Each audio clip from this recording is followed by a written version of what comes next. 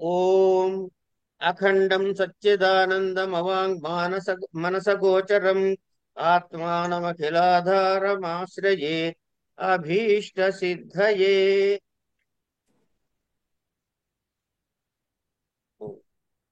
స్థూలభూతాని తు పంచీకృతాని. స్థూలభూతాని తు పంచీకృతాని. పంచీకరణం తు ఆకాశాది పంచస్యేకైకం ద్విధా సమం విభజ్య తేషు తేషు ఆ, దశసు దశసు భాగేషు ప్రాథమికాన్ పంచభాగాన్ ప్రత్యేకం చతుర్ధా సమం విభజ్య తేషాం చతుర్ధాం భాగానాం స్వస్వద్వితీయార్థ భాగ పరిత్యాగేన భాగాంతరేషు సంయోజనం తదుక్తం ద్విధా విధాయ చైకైకం చతుర్ధా ప్రథమం పునః స్వస్వేతరద్వితీయాం శైర్యో జనాత్ పంచ పంచతే ఇతి. అయిన తర్వాత ఇంకా పుస్తకం పక్కన పెట్టేసి వాళ్ళకి.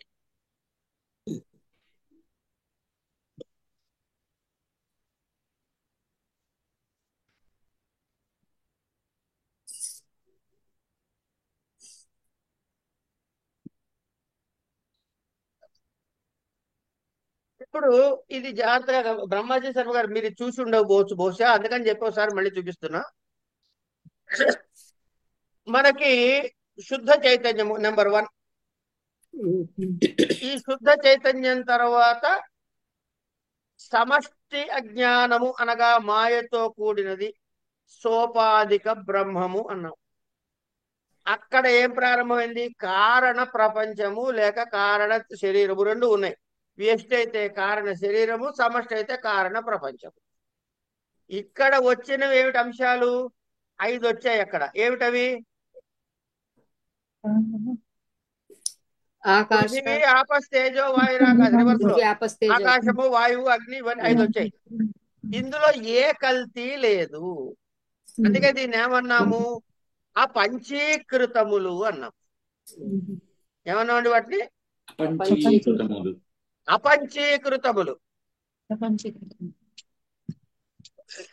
అదన్నమాట. ఇగో ఇట్లా ఏమున్నాయి? ఆకాశము కనబడుతుందండి స్క్రీన్ మీద? కనిపిస్తుంది. ఆకాశము, వాయువు, అగ్ని, జలము, పృథివీ.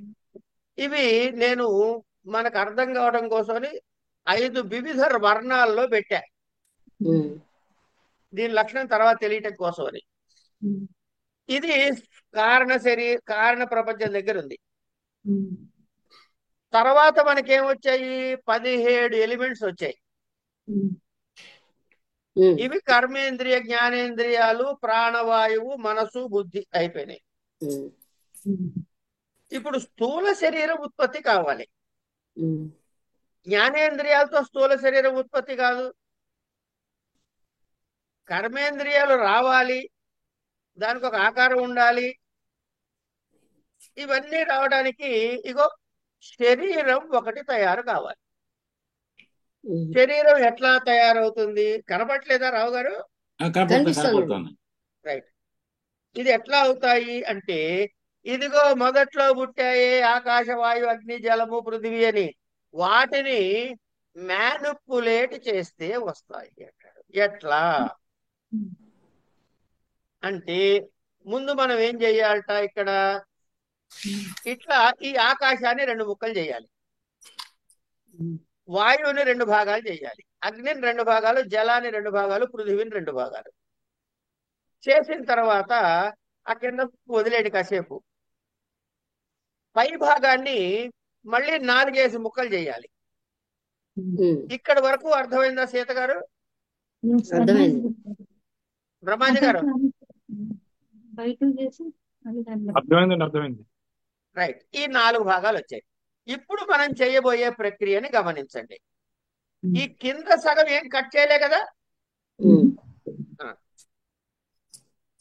కింద సగం కట్ చేయకపోతే ఆ కింద సగాలు అలాగే ఉన్నాయి, గమనించండి.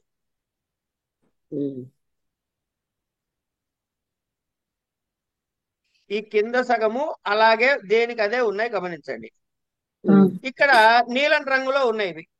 ఈ నీలం రంగులో వాటిని ఏం చేశాము, దీన్ని వదిలేసాం, ఈ నీలం రంగు దాన్ని వదిలేసి ఇగో ఇక్కడ వాయువులో, అగ్నిలో, జలంలో, పృథ్వీలో పెట్టేశాం ఆకాశాన్ని. తర్వాత ఈ గ్రీన్ తీసుకున్నాం అంటే వాయువుని దాని ప్లేస్ లో వదిలేసాం. వదిలేసి ఆకాశంలో ఒక భాగాన్ని, అగ్నిలో ఒక భాగాన్ని, జలములో, పృథ్వీలో ఒకటి భాగం, 4 భాగాల్ని పెట్టేశాం. అట్లాగే అగ్ని 4 భాగాలు పైన చేసి తీసుకుని ఆకాశంలో, వాయువులో, జలములో, పృథ్వీలో పెట్టాం. జలాన్ని ఏం చేశాము, ఆకాశంలో, వాయువులో, అగ్నిలో, పృథ్వీలో. జలం కాబట్టి జలంలో ఉండదు, పృథ్వీలో పెట్టాం. పృథ్వీని ఏం చేసాము, ఆకాశము, వాయువు, అగ్ని, జలంలో పెట్టేశాం, పృథ్వీలో ఉండదు. ఇప్పుడు ఏమైనాయి, ఆకాశము అంటే ఆకాశంలో మిగతా 4 కూడా పావలా పావలా పావలా పావలా చప్పులు ఉన్నాయి. అర్థమైందండి? అట్లా వాయువు అంటే ఒక సగము వాయువు, మిగిలిన సగము ఆ 4టివి. ఒక సగము అగ్ని, మిగిలిన 4 మిగతా సగము. ఒక సగము జలము, మిగతా సగము తత్వం. ఇట్లా వీటిని ఈ చేసే ప్రక్రియని ఇక్కడ చూడండి. ఇక్కడి వరకు దేనికి అదే ఉన్నాయా, వేరే వేరే ఉన్నాయా? దేనికి అదే. అందుకని అపంచీకృత పంచమహాభూతాన్ని అన్నది దీన్ని. ఇక్కడ ఇవన్నీ వచ్చేసాయి కాబట్టి ఇది పంచీకరణమైనటువంటిది అని, ఇది పంచీకరణ ప్రక్రియ. ఇట్లా వచ్చింది అని ఇప్పటిదాకా చదువుకున్న దానిలో చెప్పాడు. స్థూల భూతానితో పంచీకృతాన్ని ఇవన్నీ వివరంగా చెప్పాడు.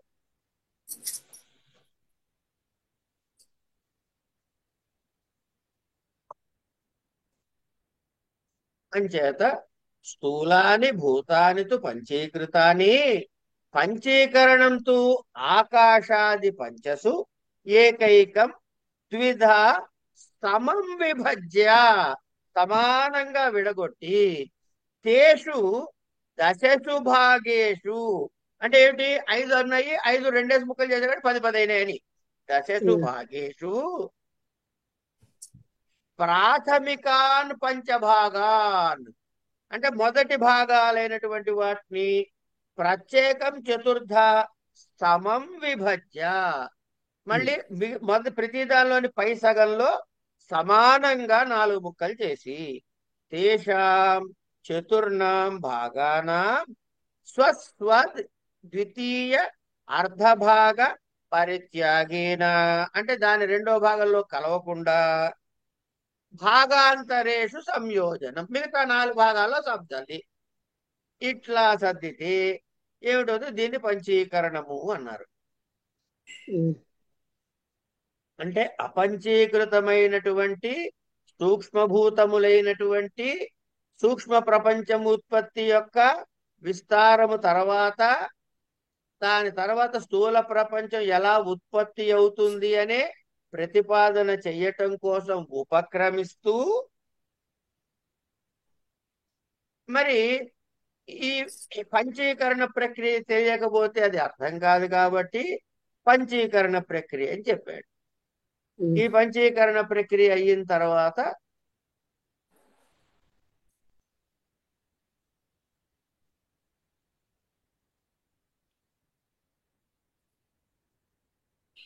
దీనికి ఈ పంచీకరణ ప్రక్రియని అనేకులు అనేక వేదాంత గ్రంథాలలో మనకు కనపడుతూ ఉంటుంది. దీన్ని సురేశ్వరాచార్యులు వారు పంచీకరణ ప్రక్రియ అని ఒకటి, భగవత్పాదాచార్యులు వారు, శంకర భగవత్పాదుల వారు పంచీకరణం అని ఒక గ్రంథం రాశారు. అది నిన్నటి దాకా నా దగ్గర ఇక్కడే ఎక్కడో పెట్టుకున్నా. ఒక్క నిమిషం ఉండండి, చూసి వస్తా, దొరుకుతుంది ఏమైతుంది.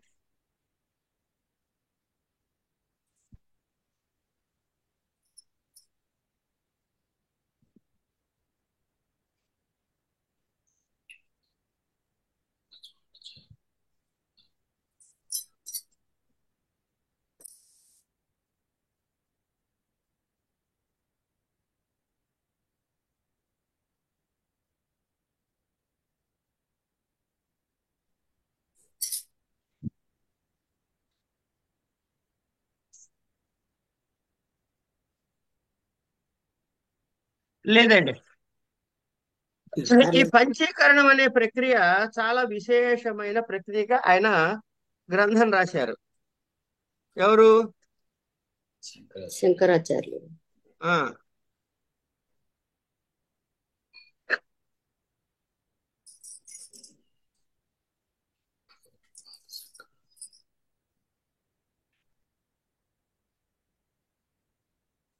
అది ఓంకారం ఎట్లా వచ్చింది, ఏమిటి, దాని వివరం ఏమిటి అనే విషయాన్ని చాలా విశేషంగా మనకి చెప్పారు. దానికి దానికి మళ్ళీ సురేశ్వరాచార్యులు వారు వార్తికం రాశారు. అది చాలా పెద్ద గ్రంథం మళ్ళీ. ఉమ్. ఇట్లా ఈ పంచీకరణ ప్రక్రియ మనకి చెప్పబడింది.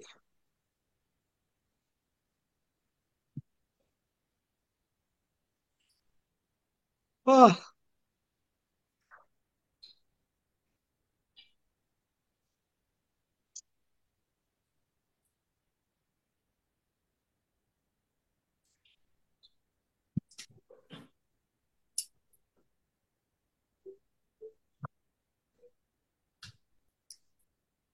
అదాతః పరమహంసానాం సమాధి విధిం వ్యాఖ్యాస్యామః అని ప్రారంభం చేసి దాన్ని విస్తారంగా చెప్పారు భగవత్పాదుల వారు. ఏమండి? సచ్చిదానందం సచ్చిదానందం అవిద్యాశబలం బ్రహ్మ బ్రహ్మణో అవ్యక్తం అవ్యక్తాన్ మహతః మహతో అహంకారః అహంకారాత్ పంచతన్మాత్రాణి పంచతన్మాత్రేభ్యో పంచమహాభూతాని. ఇది మనం వేసుకున్న బొమ్మ వచ్చేసిందమ్మా ఇక్కడ. ఉమ్. మీకు గుర్తుందా బొమ్మ? వచ్చిందండి. అదే బొమ్మ చెప్పారు చూడండి. ఉమ్. ఏమండి? పంచమహాభూతేభ్యో అఖిలం జగత్ పంచానాం భూతానామేకైకం ద్విధా విభజ్య స్వార్థ భాగం విహాయార్థే భాగం చతుర్థా విభజేతరేషు యోజతే పంచీకరణం మాయా రూప దర్శనం భవతి ఉమ్. అధ్యారోపవాదాభ్యాం నిష్ప్రపంచం ప్రపంచతే. ఇంకేం చెప్పాలండి?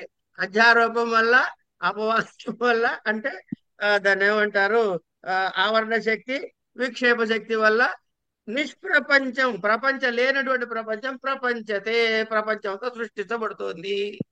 ఉమ్. పంచీకృత పంచమహాభూతాని తత్కార్యం చ సర్వం విరాట్ ఇత్యుచ్యతే ఉమ్. అని. విరాట్ అంటే ఏమిటో చెబుతారు. అయిన తర్వాత ఇంకా ఒక్కొక్కటి వరుసగా ఇంక అంతే. ఆ విరాట్ అంటే ఏమిటో చెప్పిన తర్వాత మళ్ళీ ఏ తత్స్థూల శరీరమాత్మనః ఇంద్రియైర్ ఇంద్రియైరర్ధోపలబ్ధిర్జాగరితం అని ఇట్లా. ఉమ్. సరే, పంచీకరణం అనేటటువంటి గ్రంథంలో చెప్పిన విశేషాలు మనకి ప్రస్తుతం అక్కర్లేదు. ఆ గ్రంథం ఎట్లా నడుస్తుందని చెప్పడం కోసం 4-5 పంక్తులు చదివి వినిపించా అంతే. ఇది పంచీకరణం. అయితే మనకు వెంటనే ఒక ప్రశ్న రావాలి. ఏమిటి? ఏమయ్యా, నీ ఇష్టం వచ్చినట్టు నువ్వు పంచీకరణం అంటే అయిపోయిందా? నీ ఇష్టమేనండి, నువ్వు చెప్పదలుచుకుంది నీ ఇష్టం అని చెప్పుకుంటూ పోతే సరిపోతుందా? నేను 10 పద్యాలు పంట చేస్తావా అంటే, ఒక నాయన పంచీకరణానికి ప్రమాణం ఉందిరా బాబు అని ఆయన ఏం చేస్తున్నాడు, తర్వాత శ్లోకాన్ని మనకి చెబుతున్నాడు, తర్వాత భాగాన్ని చెబుతున్నాడు. ఏమిటది? ప్రామాణ్యం. అస్యా ప్రామాణ్యం నాశంకనీయం త్రివృత్కరణం శృతేః పంచీకరణస్యాప్యుపలక్షణత్వాత్ పంచానాం పంచాత్మకత్వే సమానేపి తేషు చ వైశేష వైశేష్యాత్ తద్వాదః ఇతి న్యాయేన ఆకాశాది వ్యపదేశః సంభవతి తదామ్నీం ఆకాశే శబ్దోభి వ్యంజతే. శబ్ద స్పర్శ వగ్నౌ శబ్ద స్పర్శ రూపా వప్సు శబ్ద స్పర్శ రూపా రసాః పృథివ్యాం వాయౌ. అది అంటే ఏమండి, ఈ పంచీకరణం గురించి శృతి వాక్యాలు మాకేం కనబడట్లేదు.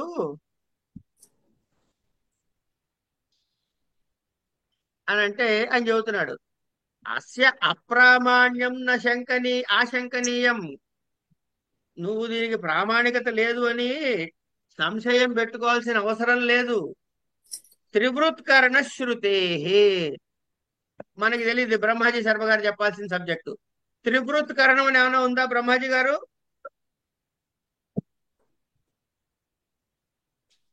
గుర్తులేదండి, మా వరకు ఇది రాలేదు. సరే సరే, త్రివృత్కరణము అనే మాట పట్టుకొని చాలు. అని శృతి వాక్యం ఇది. ఇట్లాగే పంచీకరణస్య అపి ఉపలక్షణాత్ పంచానాం పంచత్వమేకత్వే సమానే అపి తేషు చ వైశేష్ట్యాత్ తద్వాదః తద్వాదః ఇతి న్యాయేన ఆకాశాది వ్యపదేశః సంభవతి. తదిదానీం ఆకాశో శబ్దః అభివ్యంజతే వాయౌ శబ్దస్పర్శౌ అగ్నౌ శబ్దస్పర్శ రూపాణి అప్సు శబ్దస్పర్శ.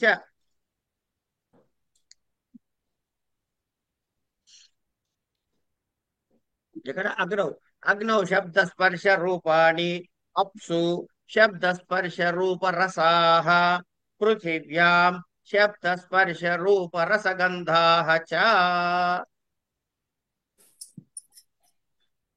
శృతిలో త్రివృత్కరణము అనేటటువంటి ఒక ప్రక్రియ ఉంది. పంచీకరణ కూడా దానిలాగానే ఉపలక్షణంగా చెప్పుకోవచ్చు. ఎట్లా అంటే, అంచేత మనం అప్రామాణ్యము అనాల్సిన అవసరం లేదు. మనకు ఉన్నవన్నీ 5 పంచమహాభూతాలు ఉన్నాయి. అక్కడ ఏం చేశాడు, 3 ఉంటాయి, మూడింటిని సగం సగం చేస్తాడు, మళ్ళీ 2 భాగాలు చేస్తాడు, దీన్ని అందులో దాన్ని ఇందులో కలుపుతాడు. ఈ కలుపుడు మామూలే కనుక అదే ప్రాసెస్ ఇక్కడ చేశామయ్యా అన్నాడు. ఇక్కడ మనకేం చెబుతున్నాడు, ఆకాశే శబ్ద అన్నాడు. ఇది ఒక్కసారి మనం గమనించేద్దాం. ఆకాశము శబ్ద గుణకం ఆకాశం అంటుంది తర్కం. మీకు ఎప్పుడైనా ఆకాశాన్ని చూసారండి? ఉరుముతో తెలుస్తుంది, అంతే కదా. అరే ఆకాశంలో ఉరుములు వస్తున్నాయరా అంటాం. అంటే శబ్దం మాత్రమే ఆకాశతత్వం. అయిపోయింది. ఆకాశం నుంచి ఏమొచ్చిందండి? వాయు. సరే, ఇది కాసేపు పక్కకు పెడదాం. ఈ శబ్ద అనే 5 తన్మాత్రలు ఉన్నాయి కదా, ఆ తన్మాత్రలు వరుసగా చెప్పండి. శబ్ద స్పర్శ రూప రస గంధం. అయిపోయింది. అవి కూడా ఒక పక్కకు పెట్టుకోండి, డబ్బాలో పక్కకు పెట్టండి. ఆకాశాన్ని శబ్ద గుణకం అన్నాం. దాని నుంచి ఏం పుట్టింది? వాయువు. ఇప్పుడు వాయువుని గమనించండి. ఊ అని శబ్దం ఉందా లేదా వాయువులో? బాగా జంఝామార్తం వస్తే ఒక రకమైన శబ్దము, వేణువులో దూరితే ఒక రకమైన శబ్దము, చెట్ల మధ్యలో అయితే ఒక రకమైన శబ్దము, పువ్వులు అటు ఇటు కదులుతూ ఆకులు కదులుతుంటే ఒక రకమైన శబ్దము. ఇలా అనేక శబ్దం ఉందా లేదా వాయువుకి?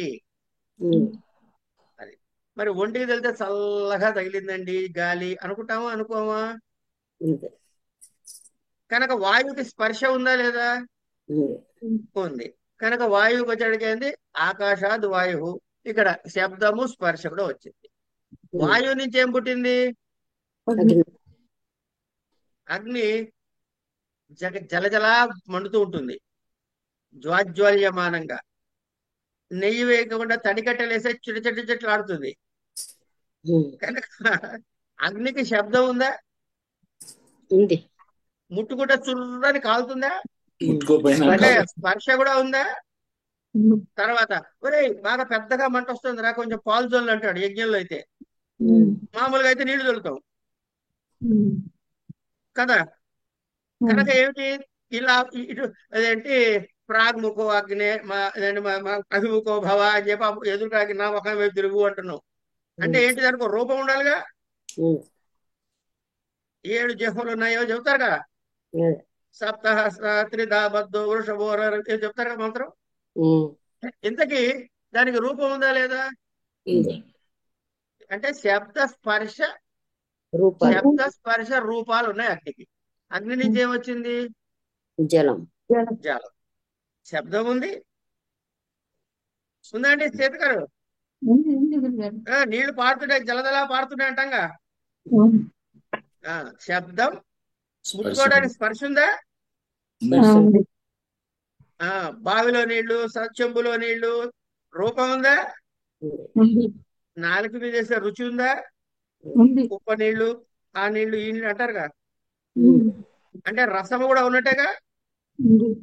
అయిపోయింది. ఇక పృథివీ దగ్గరకు వద్దా, ఆ ఫైనల్ది. దీనికి షేప్ శబ్దం ఉంది. ఆ జలానికి షేప్ కూడా తీసుకుంటుంది కదా గురుగారు. అంటే రూపం అంటే అదే. చెప్పాగా, రూపం ఉన్నాగా. చాలా రూపం కింద కొట్టి చేస్తున్నది. ఓకే, అంటే ఐస్ అయిపోతుంది మళ్ళీ. అది అదేనమ్మా, అది రూపం ఉందా లేదా జలానికి చెప్పండి. అదే ఆ రూపం అనేది ఐస్ ఫామ్ లో ఉంటే రూపం. గ్లాస్ లో ఎందుకండి ఒకటి కొలంలో ఉండే నీళ్లు రూపం కాదా? అంతేలేండి, కరెక్ట్. అది అన్వయించుకుంటున్నాం. శబ్ద ఏ స్పర్శ పాత్రలో ఉంటే ఆ రూపం తీసుకుంటాం. ఎందుకంటే గ్లాస్ లో వస్తే గ్లాసు, బిందెలో వస్తే బిందె. అంతే. శబ్ద స్పర్శ రూప రసాల దాకా వచ్చాం. ఇక పృథివీకి వస్తే శబ్దము ఉంది, స్పర్శ ఉంది, రూపం ఉంది, రసం ఉంది, గంధము కూడా ఉంది. స్మెల్. కనుక ఆకాశం యొక్క ఎక్స్క్లూజివ్ క్యారెక్టరిస్టిక్ ఏమన్నా శబ్దము, భూమి యొక్క ఎక్స్క్లూజివ్ క్యారెక్టరిస్టిక్ ఏమన్నా గంధము. ఓకే. కనుక నాయన వీటిలో ఈ అవతారాల్లో వీటి ఈ లక్షణాలు ఉన్నాయి అని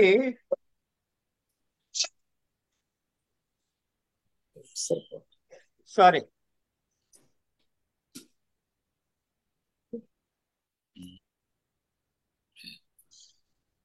వీటి వల్ల ఈ ఆకాశానికి శబ్ద రూపంలో, వాయువు ఇట్లా ఇత్యాదిగా గంధ రూపంలో అభివ్యక్తి అవుతున్నాయి అని చెబుతున్నాడు.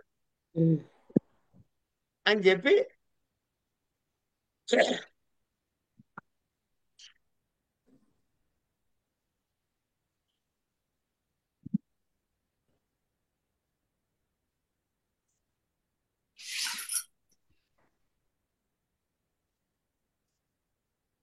ఇది ఛాందోగ్యోపనిషత్తులో మొట్టమొదటిగా అగ్ని ఉత్పత్తి అయిందండి.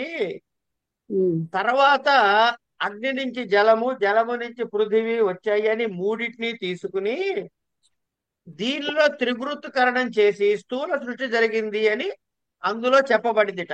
ఎక్కడ? ఛాందోగ్యంలో 6వ అధ్యాయంలో. దాన్ని ఇక్కడ ఉదాహరించారు మనకి.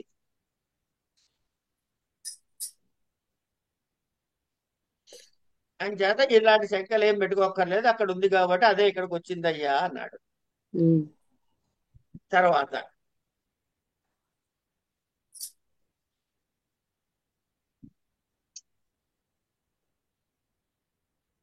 ఇది అయిన తర్వాత ఏమిటి?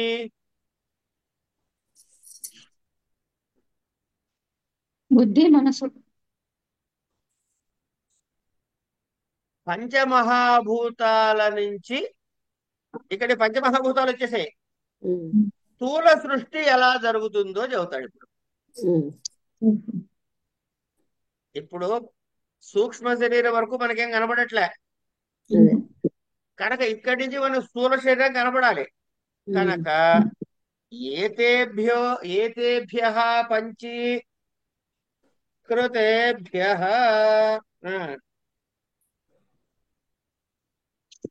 ఏతేభ్యః పంచీకృతేభ్యః భూతేభ్యో భూర్భువః స్వః స్వరః స్వహ మహః జనః తపః. ఉండండి. భూర్భువ స్వః స్వర స్వః మా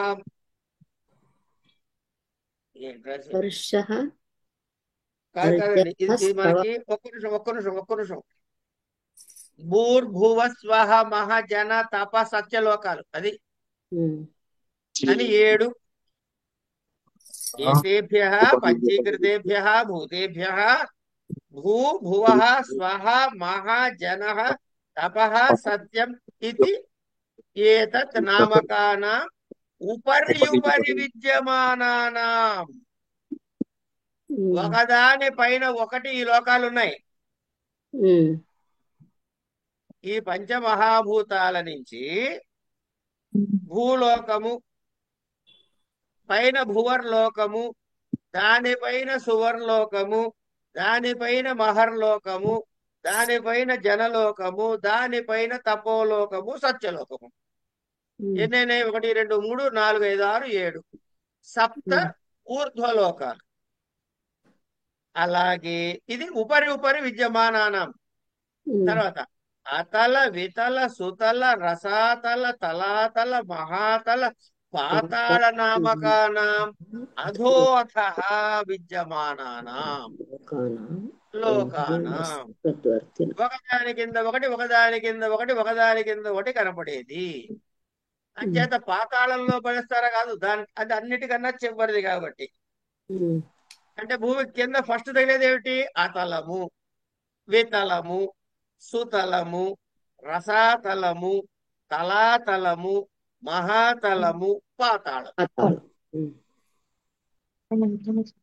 ఇక్కడ జోక్గా చెప్పేవాళ్ళు, ఆయన కూడా నాటకంలో పాత్రధారి నాటకం వేస్తున్నప్పుడు చేతులు కదపడం బాగా అలవాటు కదా సార్ వాళ్ళకి. అడుగుతూ ఆయన అన్నట, అతల బితల సుతల తలాతల రసాతల మహాతల పాతాళాది అధోలోకములు నేను తోస్తానంటట అని వాడు చేయి పైకి చూస్తున్నాడు ఇట్లా.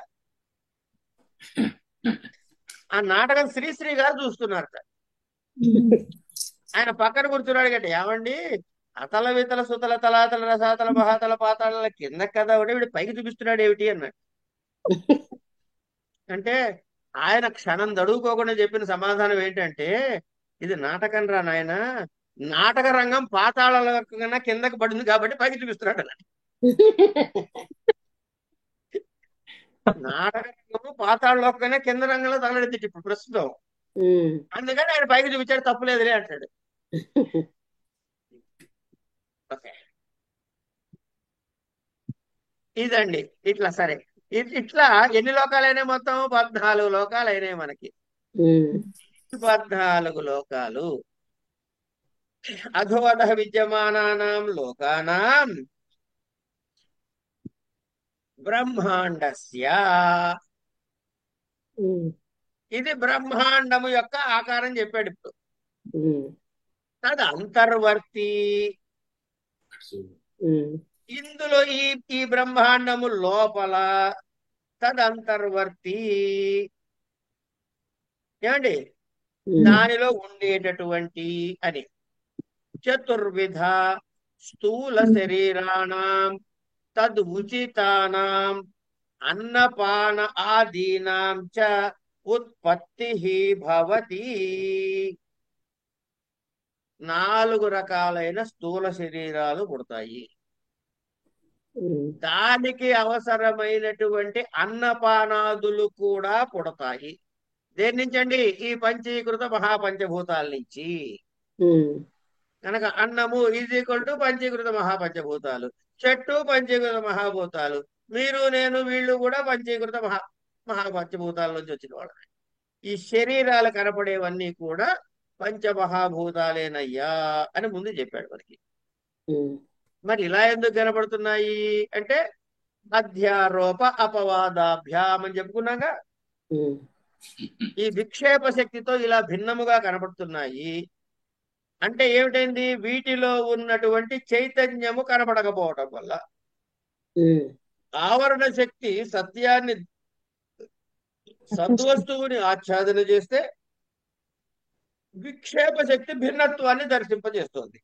ఉమ్, అయింది. చతుర్విధ శరీరాణితు,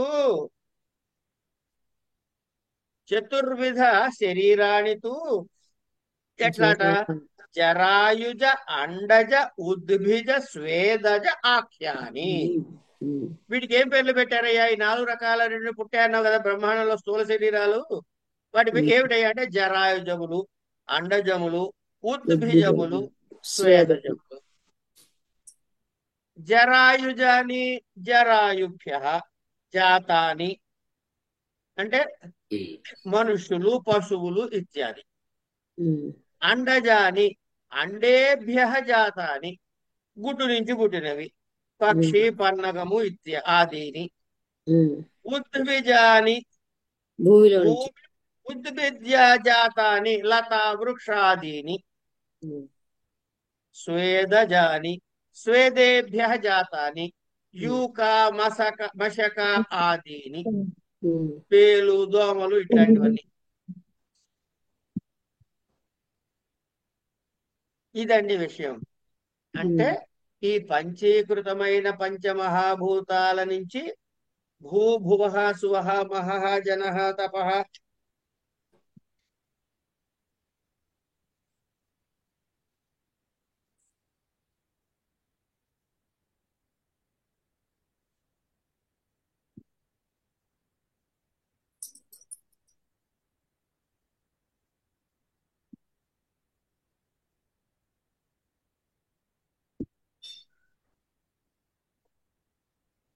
అనేటటువంటి సప్తలోకాలు ఓదాని మీద ఒకటి ఉంటే అతల వితల సుతల తలాతల రసాతల మహాతల రసాతల తలాతల మహాతల పాతాళాది అధోలోకాలుంటే వీటన్నిట్లో దీన్ని బ్రహ్మాండము అనంటే ఇందులో ఉండేటటువంటి 4 రకాల సూర్య శరీరాలు, దానికి కావలసిన అన్నపానాలు అవి కూడా ఇందులో ఉత్పత్తి అయినాయి.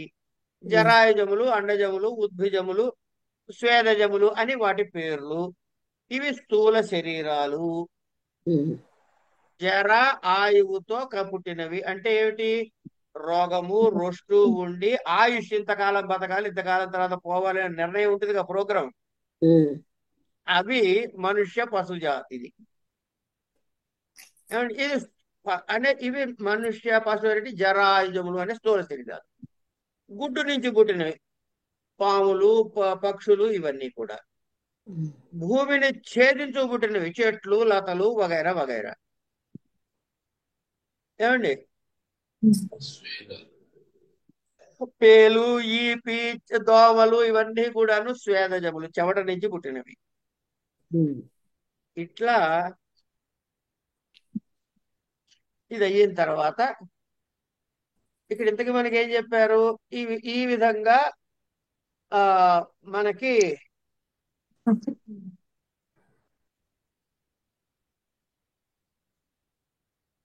స్థూల శరీరముల ఉత్పత్తి, వాటి అన్నాది వ్యవస్థ ఉత్పత్తి కూడా చెప్పాడు.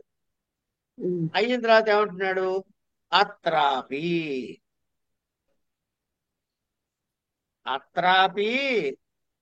చతుర్విధ సకల స్థూల శరీరం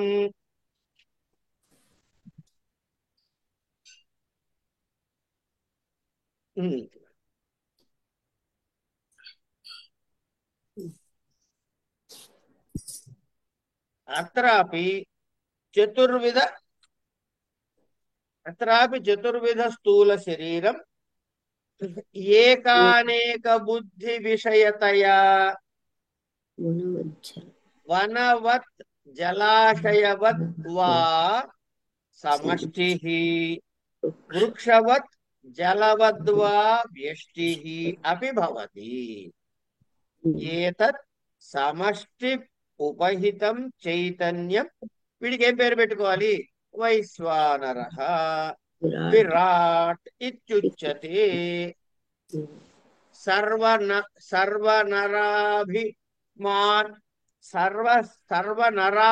సర్వనరాభిమానిత్వాత్ వివిధం రాజమానత్వాత్ చ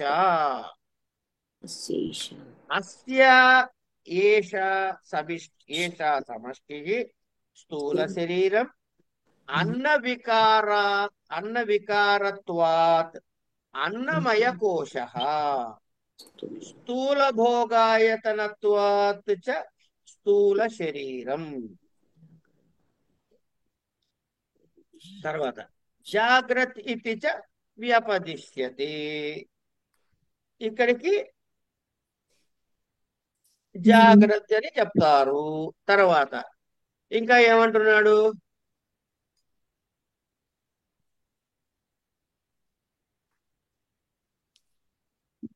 ఏతత్ సారీ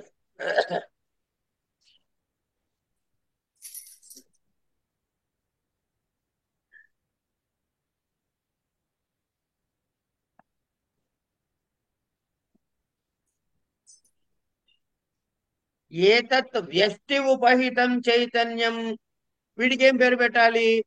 విశ్వః ఇది ఉచ్యతే. సూక్ష్మ శరీర అభిమానం అపరిత్యజ్య స్థూల శరీరాది ప్రవిష్టత్వాత్. సూక్ష్మ శరీరం యొక్క అభిమానాన్ని అపరిత్యజ్య విడిచిపెట్టకుండా స్థూల శరీరాది ప్రవిష్టత్వాత్ అస్య అపి ఏషా వ్యష్టిః స్థూల శరీరం అన్న వికారత్వాద్ ఏవ హేతోః అన్నమయ కోశః జాగ్రత్ ఇది చ ఉచ్యతే.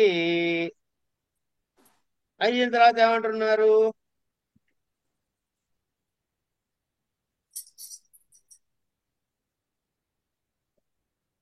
తదిదానీం తదిదానీం ఏతౌ విశ్వ వైశ్వానరౌ దిగ్ వాత అర్క వరుణ అశ్వభిః క్రమాత్ నియంత్రితేన శ్రోత్రాది ఇంద్రియ పంచకేన క్రమాత్ శబ్ద స్పర్శ రూప రసగంధాన్ అగ్ని ఇంద్ర ఉపేంద్ర యమ ప్రజాపతిభిః క్రమాత్ నియంత్రితేన వాగ్ ఆది ఇంద్రియ పంచకేన క్రమాత్ వచన ఆదాన గమన విసర్గ ఆనందాన్ చంద్ర చతుర్ముఖ శంకర అచ్యుతైః క్రమాత్ నియంత్రితేన మనః బుద్ధి అహంకార చిత్త ఆఖ్యానే అంతరింద్రియ చతుష్కేన క్రమాత్ సంకల్ప నిశ్చయ అహంకార్య చైతాన్ చ సర్వాన్ ఏతాన్ స్థూల విషయాన్ అనుభవతః జాగరతి స్థానః బహిఃప్రజ్ఞః ఇత్యాది శ్రుతేః. అత్ర అపి అనయోః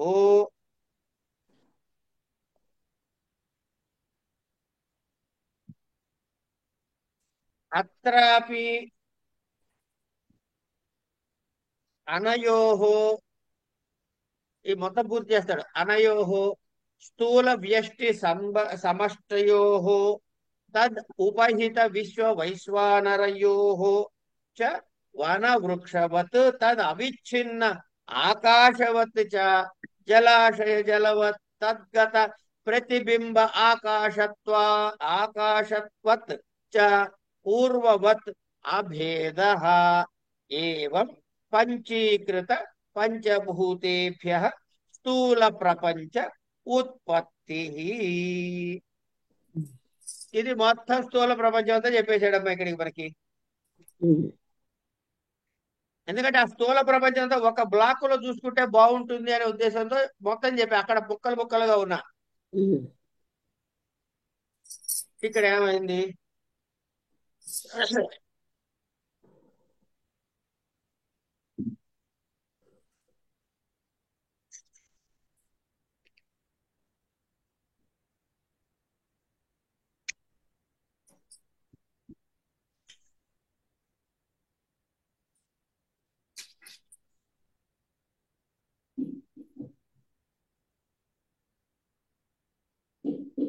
ఐ మీన్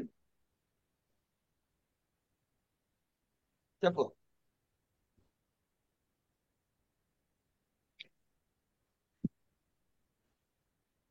ఎయిట్ థర్టీకి వస్తానే పాఠం చెప్తున్నా. తాత క్లాస్ 8:30కి అవుతుంటా, వస్తారని చెప్పు. ఓకేనా? ఓకే. ఇది ఒక లాభం అండి. ఇంట్లో వాళ్ళు ఊరెళ్తే అనేక స్థలాల నుంచి అనేక పలహారాలు వస్తాయి. మనకి ఒకటి కాదు 60 అన్నమాట ఇప్పుడు. రాజు గారు అది అయితే ఈ 4 ప్రకారాలైన స్థూల శరీరాలు ఏమండి ఏకత్వ బుద్ధితో అనేకత్వ బుద్ధితో కూడా విషయమైంది కాబట్టి ఎట్లా మామూలు మళ్ళీ మన ఉదాహరణ మొదట్లో చెప్పుకున్నవే కంటిన్యూషన్. జలాశయంలో ఉన్న జలము, జల బిందువు, దానిలో పడ్డటువంటి ఆకాశం యొక్క ప్రతిబింబము, ఇది ఎక్కడికి మారదు. అలాగే ఏమండి మళ్ళీ చెట్టు, వనము, దాన్ని ఆవహించి ఉన్న ఆకాశము, ఈ ఈ రెండు ఉదాహరణలు ఎక్కడికి వచ్చే వరకు ఇదే. కనుక ఏం సాధిస్తున్నాడు ఇక్కడ అంటే సమష్టి సృష్టికి వ్యష్టి సృష్టికి అభేదాన్ని సాధిస్తున్నాడు. మనం పట్టుకోవాల్సిన విషయం ఏంటంటే అబ్బా ఎన్నిసార్లు చెప్తాడు ఇది, చెప్పిందే అని కాకుండా అసలు ఎందుకు అంటే ఏం చేస్తాడు, మొదట్లో ఎక్కడ ప్రారంభం చేశాడు, నీకు భిన్నంగా కనపడుతున్నారు అబ్బాయి, అది భిన్నం కాదు ఒకటే, అది ఎట్ట సాధిస్తావయ్యా అంటే అపవాద అనేటటువంటి వ్యాఖ్య దాని న్యాయము చేత ఇవన్నీ సాధిస్తూ చెబుతున్నాడు. కనుక ఎక్కడికక్కడ సూక్ష్మ శరీర స్థూల మన కారణ శరీరం దగ్గర కారణ ప్రపంచమునకు కారణ శరీరానికి తేడా లేదని చెప్పాడు. సూక్ష్మ శరీరం దగ్గర సూక్ష్మ శరీరానికి సూక్ష్మ ప్రపంచానికి అభేదం చెప్పాడు. ఇప్పుడు స్థూల శరీరం దగ్గర స్థూల శరీరానికి స్థూల ప్రపంచానికి అభేదం చెబుతున్నాడు. కనుక సమష్టి రూపంలో ఉపాధిలో ఉండే చైతన్యము, మళ్ళీ ఇక్కడ రెండు విషయాలు పట్టుకోవాలి. మళ్ళీ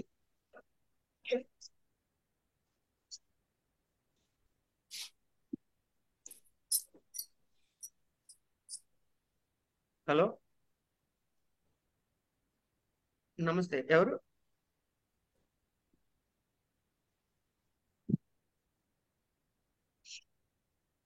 కనుక ఇది స్థూలంలో ఉన్నాం కాబట్టి ఈయనేమో విరాట్, వైశ్వానర అనే రెండు పేర్లతో పిలుస్తున్నాం. ఇక తర్వాత తల్లిదండ్రులు వారు స్వీకరించినటువంటి ఆహారం ఏదైతే ఉందో ఈ అన్నము యొక్క వికారము చెంది ఏ విధంగా మారుతుంది, శుక్ల శోణితములుగా మారుతుంది. మాతాపితరుల యొక్క శుక్ల శోణితములు అంటే ఏంటిది, అన్న వికారమైనటువంటిది. కనుక తద్వారా ఈ స్థూల శరీరాలు పుట్టాయి కాబట్టి దీన్ని అన్నమయ కోశము అన్నాం. అట్లాగే స్థూలమైన భాగాలకి ఇది ఆశ్రయం కాబట్టి స్థూల శరీరము అన్నాం. ఇది దీని ద్వారానే మనము మిగతావన్నీ అనుభవించగలుగుతాం. సూక్ష్మ శరీరంతో అన్నం తినలేరు, సూక్ష్మ శరీరంతో జాంకాయ కొనుక్కోలేరు, కానీ స్థూల శరీరంతో మాత్రమే చేయగలుగుతాం. కనుక ఇది జాగ్రత్త అవస్థ అన్నాం. ఏమండి కనుక మళ్ళీ ఒకసారి వెనక్కి వెళ్తే కారణ శరీరము సుషుప్తి అవస్థ, కారణ శరీరము సుషుప్తి అవస్థ, ఆనందమయ కోశము. దీనికి వస్తే సూక్ష్మ శరీరము స్వప్న అవస్థ, విజ్ఞానమయ, మనోమయ, ప్రాణమయ కోశములు అనేటటువంటి కోశత్రయం. ఇక్కడికి వస్తే దీని పేరేమిటి, అన్నమయ కోశము, స్థూల శరీరము, జాగ్రత్త అవస్థ. కనుక జాగ్రత్త స్వప్న సుషుప్తి, స్థూల సూక్ష్మ కారణ, ఏమండి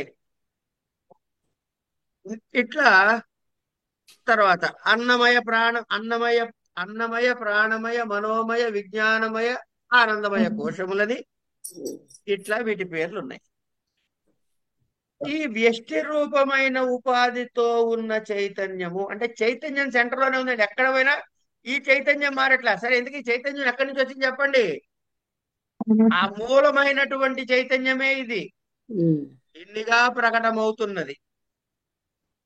కనుక చైతన్యంలో మార్పు లేదు, చైతన్యానికి మన దృష్టితో పెట్టుకున్న పేర్లలో మార్పు వస్తుంది.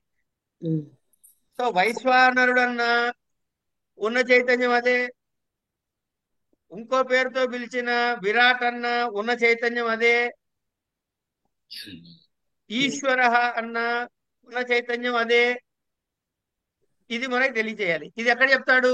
అపవాద న్యాయంతో చెబుతాడు. ఇప్పుడు మనం ఇంకా దాన్ని ఏమంటారు, అధ్యారోప న్యాయంతో చదువుతున్నాం. ఈ కిందకు వస్తున్నాం, పైనుంచి కిందకు వస్తున్నాం, జీరో పైనుంచి కిందకు వస్తున్నాం. తర్వాత ఏం చేస్తారు, మళ్ళీ మడత వేసుకుంటూ పైకి వెళ్ళి అది చూపిస్తాడు చివరిలో. కనుక ఏమైనా అర్థమవుతుందండి? ఏమైనా అయోమయంగా చెబుతున్నానా? లేదండి, అర్థమవుతుంది. అర్థమవుతుంది. కనుక ఇలా వ్యష్టిగా ఉన్న వాడికి విశ్వాహ అని పేరు పెట్టాం. ఈ వ్యష్టి రూప స్థూల శరీరము, అన్న వికారంతో కూడా అన్నమయ కోశము, జాగ్రత్త అవస్థ అని కూడా అంటాం. ఈ రెండిట్లో అంటే విశ్వకి వైశ్వానుడికి కూడా ఏమండి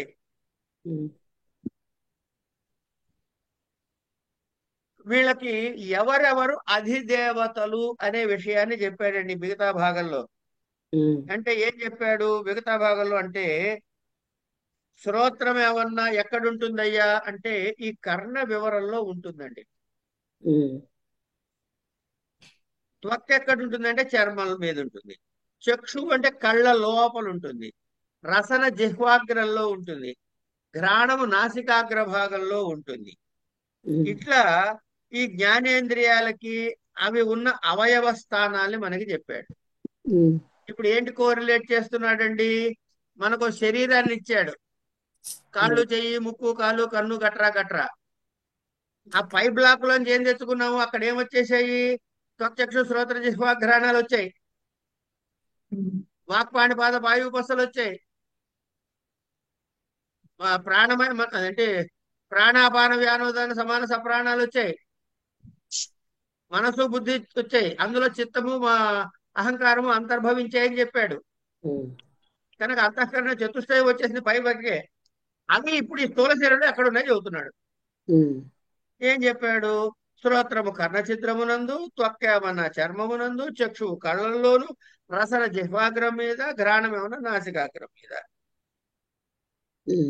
అంటే ఈ చెవి లోపల ఉండే ఈ వివరం ఉందే, దీన్నే కర్ణ వివరము అంటారు. ఇది కర్ణం కాదు, ఇది దానిపైన షేపులే. అసలు కర్ణం ఏంటంటే ఈ చెవిలో ఉండే కర్ణం. ఈ కర్ణ వివరము, వివరం అంటే గ్యాప్ అన్నమాట. అదే ఇంద్రియాన్ని, అదే శబ్దాన్ని గ్రహిస్తుంది అని శాస్త్రాలు చెబుతున్నాయి. అట్లాగే మరి 5 కర్మేంద్రియాలు ఉన్నాయిగా మనకి. ఏముండాయి అయ్యా అంటే వాక్ పాణిపాద పాయుపస్తులు ఉన్నాయిగా. అవి ఎక్కడుంటాయి? వాక్ అన్నది ఏమన్నా కంఠము యొక్క ఉచ్చారణ స్థానంలో ఉంది. ఇది ఎక్కడి నుంచి? మళ్ళీ పాణిని ఎక్కడి నుంచే పడుకున్నాడు దీన్ని. విసర్జనీయానాం కంఠః, యుచిషానాం తాలు, ఋటురసానాం మూర్ధ, ఋతురసానాం దంతాః, ఉపపద్మాన్యానాం ఓష్టౌ. ఈ తర్వాత ఏదవుతావు, ఐదవుతావు, అవన్నీ వస్తాయి వరుసగా. ఇది వాక్. మరి పాణి అంటే వాక్ పాణి కర్మేంద్రియం అయినట్టు పాణి కర్మేంద్రియం ఎక్కడ ఉందంటే చేతుల్లో ఉంది. అంటే పాణి అనేది కర్మేంద్రియం అనేది ఉన్నది చేయి మీద ఉంది. పాదం అంటే కాళ్ళల్లోను, వాయువు అంటే మల విసర్జన స్థానములోను, ఉపస్థ అంటే జననేంద్రియ స్థానములోను ప్రవేశిస్తాయి అన్నాడు. ఇవి ఆపరేట్ అవుతాయి. ఇక్కడికి అయిపోయింది. ఇది అయిన తర్వాత మనకి ఇంకా ఏమున్నాయి పైనుంచి తెచ్చుకున్నవి అంటే? జ్ఞానేంద్రియాలు ఉన్నాయి, త్వక్చక్షు శ్రోత్ర జిహ్వాఘ్రాణాలు. వాటి స్థానాలు చెప్పేశాము. కర్ణచిత్రంలో ఉంటుంది, చర్మంలో ఉంటుంది అని. వీటికి అధిష్టాన దేవతల్ని చెబుతున్నారు. ఏమిటా? ఈ శ్రోత్రము ఉందంటే దిక్కుల్ని చెప్పాడు అధిష్టాన దేవతగా. త్వక్ చర్మానికి ఏమన్నా వాయువుని అధిష్టాన దేవతగా చెప్పాడు. చక్షువులు కళ్ళకేమన్నా సూర్యుడిని అధిష్టాన దేవతగా చెప్పాడు, అర్కహ అన్నాం. నాలుగుకి వరుణుణ్ణి, వాసనకి అంటే ఘ్రాణానికి అశ్విని దేవతల్ని చెప్పారు. ఇప్పుడు గమనించండి, శబ్దం ఎక్కడి నుంచి పుడుతుంది? ఆకాశం. ఆకాశం నుంచి. ఆకాశం ఎక్కడుంది? సర్వవ్యాపం. అన్ని దిక్కులా ఉంది. ఉమ్, అందుకని దిక్కు శ్రోత అని లింకు పెట్టాడు చూడండి. ఉమ్, అర్థమైందా? ఉమ్, స్పర్శ తెలిసేది చర్మానికే, ఉమ్, అది వాయు లక్షణంగా చూపించాడు. ఉమ్, తేజస్తత్వం సూర్యుడిది, చక్షువులకి తేజస్తత్వం. రసనకి తడి తగులుతుంది, వరుణుడు తడి. ఉమ్, ఇట్లా వాటి ఆ లాజిక్ ఎక్కడ పోదండి. ఉమ్, వారి విభాగము అద్భుత. ఉమ్, సరే, కర్మేంద్రియాలు వాటి అధిష్టాన దేవతలు ఎట్లా ఉంటారయ్యా? వాక్కి ఏమన్నా అగ్నిని చెప్పారు, పాణికి ఏమన్నా ఇంద్రుని చెప్పారు, ఇంద్రోర్బలం అంటారు చూడండి. ఉమ్, పాదానికి ఏమన్నా ఉపేంద్రుడు, వాయువుకి ఏమన్నా యముడు, ఉపస్థకి ఏమన్నా ప్రజాపతి. ఉమ్, సృష్టి కార్యం ప్రజాపతి ద్వారానే జరుగుతుందంటంగా. ఉమ్, అది అంతరింద్రియాలకు అధిష్టాన దేవతలు చెబుతున్నాడు ఇప్పుడు. మనసు, బుద్ధి, అహంకారం, చిత్తానికి. మనసుకేమో చంద్రుడు, చంద్రుడు. బుద్ధికేమో బృహస్పతి చతుర్ముఖుడు బ్రహ్మగారు, ఉమ్, అహంకారానికి శంకరుడు, ఉమ్. చిత్తానికి అచ్యుతుడు అని చెప్పారు. అచ్యుతుడు అంటే విష్ణుమూర్తినా? విష్ణుమూర్తి. ఉమ్. ఏమండి, ఒకటి చెప్పండి నాకు, మీ బుర్రలో పడ్డది ఏమన్నా మర్చిపోతారా? మర్చిపో. బుర్రలో పడుట అనగానేమి అంటే, ఒక విషయాన్ని గ్రహించినది, దాని యొక్క ఇప్పుడు మీకు ఆవు అనగానే మీ కళ్ళ ముందు ఏం జ్ఞాపకం వచ్చింది? ఒక రకమైన ఒక వ్యక్తి జ్ఞాపకం వచ్చింది, ఒక పిండము అంటారు దాన్ని సంస్కృతంలో. ఒక ఉమ్. పిండం జ్ఞాపకం వచ్చింది, ఇట్లా ఉంటుంది, తోక ఉంటుంది, గంగడోలు ఉంటుంది అని గుర్తొచ్చింది. ఎక్కడి నుంచి వచ్చింది గుర్తు? చిత్తములో దాని బొమ్మ ఉంది, దాని పేరుంది. కనుక రూపము చూస్తే నామం గుర్తొస్తుంది, నామం చూస్తే రూపం గుర్తొస్తుంది. ఉమ్. ఇది చిత్తమునందు ఉండి ఉమ్. విడిచిపెట్టకుండా ఉంది. బొమ్మన్నా పోవట్లే, వదులుచుకుందామన్నా వదలట్లే ఈ ఇంప్రెషన్స్. దీన్నే చిత్త వృత్తులు అంటారు. ఉమ్. యోగ చిత్త వృత్తి నిరోధ అంటాడు పతంజలి యోగ సూత్రాల్లో. ఉమ్. ఆ చిత్త వృత్తులు ఏమిటో తర్వాత చెబుతాడు. ఆ చిత్త వృత్తి అని అచ్యుతుడు విడిచిపెట్టాడు మన దగ్గర నుంచి. ఉమ్. అయిన తర్వాత ఇవి అనుభవించే విషయాలు ఏమిటాయి అంటే, శ్రోత్రం శబ్దాన్ని, త్వక్యావన్న స్పర్శని, చక్షుస్సు రూపాన్ని, జిహ్వావన్న రసాన్ని, ఘ్రాణం ఏమన్నా గంధాన్ని ఆస్వాదిస్తుందయ్యా అన్నాడు. ఉమ్. ఇక ఇంద్రియాలు ఏమేం పనులు చేస్తాయ్యా? వాక్ అంటే వచనం, మాట్లాడుట. పాణి ఆదానము, స్వీకరణ, ఇట్లాంటి పనులు చేస్తాయి చెయ్యి. పాదం గమనానికి పనికొస్తుంది, పాయువు విసర్జనానికి పనికొస్తుంది, ఉపస్థ ఆనందాన్ని కలగజేస్తుంది. అందుకే దీని ఏమన్నారు? వచనాదాన గమనానంద విసర్జానంద అని చెప్పారంటారు ఐదుటికి. ఉమ్. ఇవి అంతరింద్రియములు చేసే పనులు. ఈ విధముగా స్థూల శరీరము భోగాలకు ఆస్పదమై ఉన్నది. ఉమ్. ఇది జాగ్రత్తావస్థకి ప్రధానమైన విషయము. ఉమ్. కనుక తెలుసుకునేవాడు ప్రమాత, తెలుసుకోవలసినది ప్రమేయం, తెలుసుకునేందుకు సాధికారత ప్రమాణం. ఇవన్నీ కూడా ఇక జాగ్రత్త అవస్థలోనే సంభవిస్తాయి. ఉమ్. ఏమండి అని ఇక్కడ దాకా చెప్పి ఇంకా ఏం చెప్తున్నాడు? వన వృక్షాలు వాటి చేత అవిచ్ఛిన్నమైన ఆకాశాదులు ఎలాగైతే జలాశయాలు జలబిందువుల గురించి చెప్పుకున్నామో, వాటన్నిటిని ప్రతిబింబించి ఆకాశం ఎట్లా అభేదమో అంటే భేదం లేకుండా ఉన్నదో, అలాగే ఇక్కడ చెప్పినటువంటి స్థూల వ్యష్టి సమష్టుల యొక్క సృష్టి కూడా వాటి చేత ఆవరించబడినటువంటి విశ్వడు వైశ్వానరులకు కూడా భేదము లేదు. ఉమ్. ఈ విధముగా పంచీకృతమైన పంచమహాభూతాల నుండి స్థూల ప్రపంచము ఉత్పత్తి జరిగినది. ఉమ్.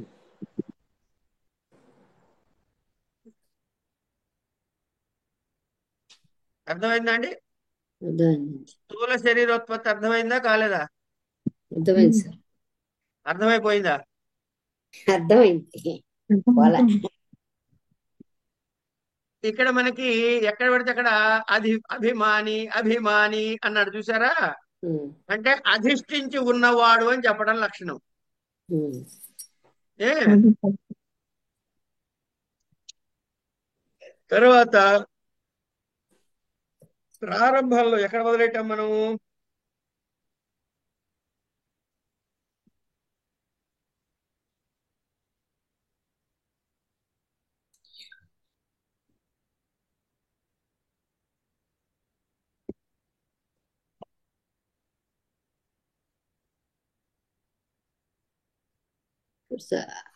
అత్ర అఖిల సూక్ష్మ శరీరమేక బుద్ధి విషయ. అది కాదులేండి. స్థూల భూతానికి పంచీకృత. అది కాదులేండి. నేనేదో వేరే వెతుక్కుంటున్నాను, వదిలేసేయండి.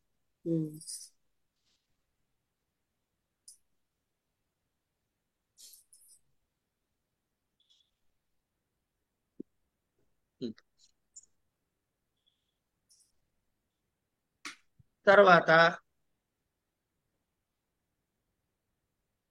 ఈ వైశ్వానర శబ్దము విరాట్ శబ్దము మనకి చాందోగ్యంలోను శ్వేతాశ్వత్ర ఉపనిషత్తుల్లో కూడా కనపడుతుంది. ఇట్లా ఇక్కడ చెప్పబడినటువంటి వివిధ రాజమానత్వాత్ అని ఒక మాట వాడారు మనకి గ్రంథంలో.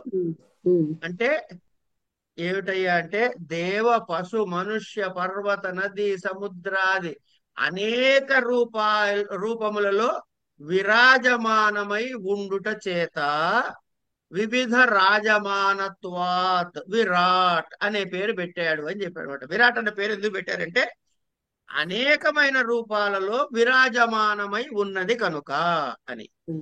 తర్వాత ఇంద్రియాల ద్వారా విషయాన్ని గ్రహిస్తామని కనుక ఇది జాగ్రత్త అవస్థ అని. ఈ ప్రకారంగా ఇంద్రియాల విషయాలు వగైరా వగైరా వగైరా చెప్పారు. ఇక్కడతోటి పంచీకరణము అయింది, స్థూల ప్రపంచము అయింది, ఏవే ద్వారా ఏవే వస్తున్నాయో చెప్పింది. ఇవన్నీ చెప్పిన తర్వాత ఏ తేషాం స్థూల సూక్ష్మ కారణ ప్రపంచానామపి అన్న దగ్గర ఆపుతున్నాం మనం. అది రేపు చెప్పుకుంటాం. ఇవాటికి ఇక్కడతోటి స్వస్తి. నమస్కారం అండి. నమస్తే. ఏమన్నా డౌట్లు వచ్చాయా ఈ భాగంలో? లేదండి. ఏం లేదండి.